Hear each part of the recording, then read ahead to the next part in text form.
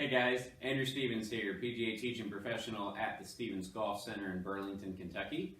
It is tax day, April 15th, and we are all currently quarantined or a little bit locked up or going a little bit stir crazy with the whole COVID-19 thing. So I sent an email out to a bunch of my students yesterday, kind of asking for some ideas of maybe what you would like to see in an instructional video, maybe some good content while we're all home a little bit more than usual, maybe not getting to play as much golf and practice quite as much. So got some great suggestions, got a lot of good feedback. So over the next few days, weeks here, I'm going to try to put out some videos kind of covering all of these topics, or at least the ones that I think are most applicable to you guys at home. So today we'll start with the easiest thing to do at home, and that's putt.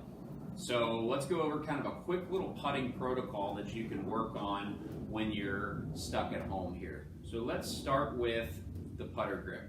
The biggest thing that I want to do is I want to make sure the top hand when I putt is running kind of through the lifeline here of my top hand. So whether that's your left hand if you're a right-handed golfer and you're putting with a conventional setup, or whether that's your left hand if you're a left-handed golfer and you're cross-handed, or whatever. Right hand for cross-hand, left hand for regular. Either way, the top hand goes right through the lifeline here.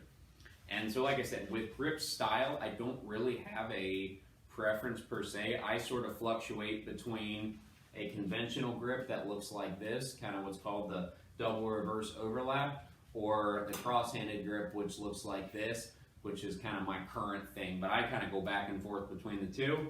The third one here, claw, also very popular. I don't really care which of those you like to use. Just make sure that top hand runs through the lifeline.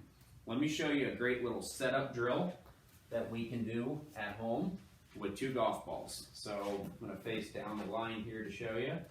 Put one where you would normally putt it. Set up to that ball in your posture here.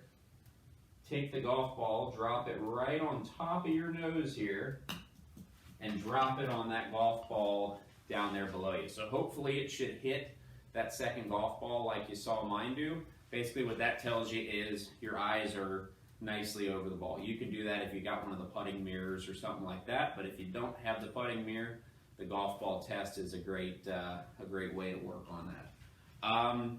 Other thing I want to stress with putting is how our arms sit. So I would like to see the arms somewhat kind of connected to the body.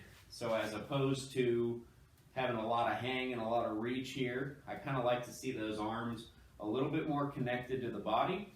And I like to see the forearms kind of turned under this way. So what that's going to do is kind of give you the feel that your elbows here are almost kind of anchored to your side. And that's just going to allow you to use your sternum a little bit more here when you putt, rather than having sort of a disconnected sort of armsy swing there. All right, alignment sticks here for the next two drills. Easy to find, Home Depot in the yard sign aisle if you don't have some already. If you're an avid golfer, you probably got a couple of these laying around. This drill here is going to help you kind of figure out what's going to move your putter here. So I'm going to put one under each arm like this, and then I'm going to cross them, and then I'm just going to hold the putter like this. And all I'm doing is pinning these sticks here right in between my arms.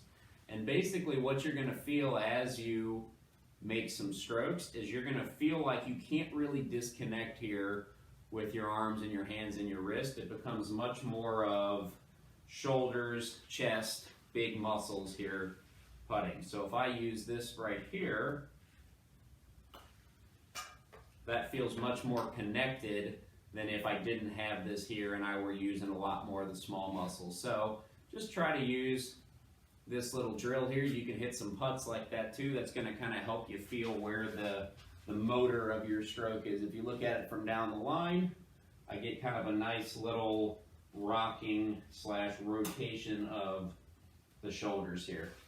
In terms of setup, ball position, I like to think of ball position somewhere between where I'd play a driver and where I'd play a hybrid.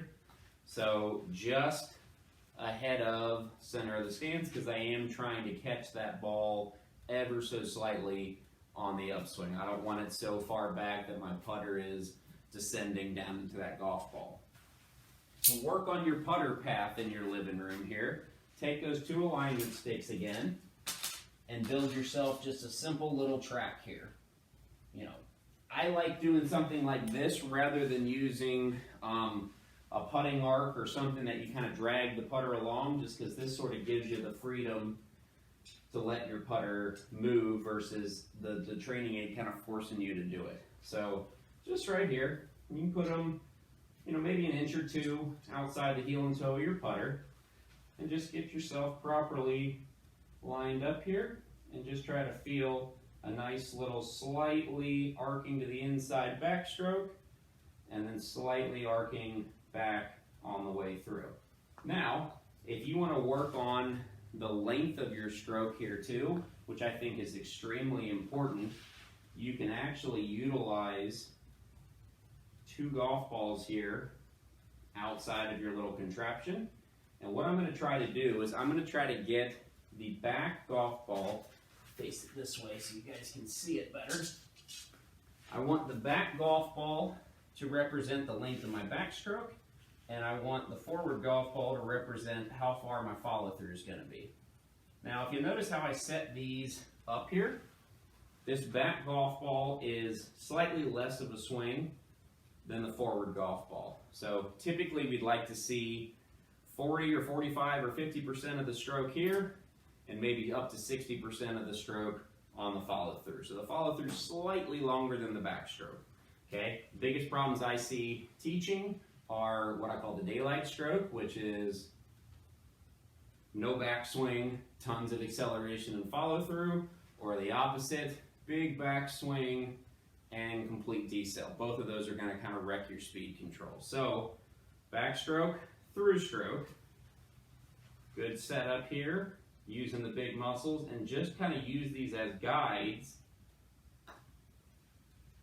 for your stroke length.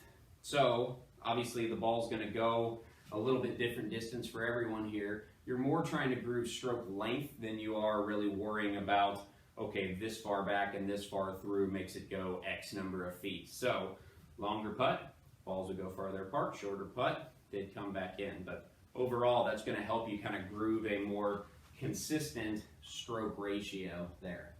So hopefully those are a couple of good things you can work on while you're practicing at home, whether you're putting to a putting cup on a green or a chair leg or couch or whatever. This is going to help you once we can get back out and play a little bit more golf. So stay tuned. I'm going to do some more of these type videos.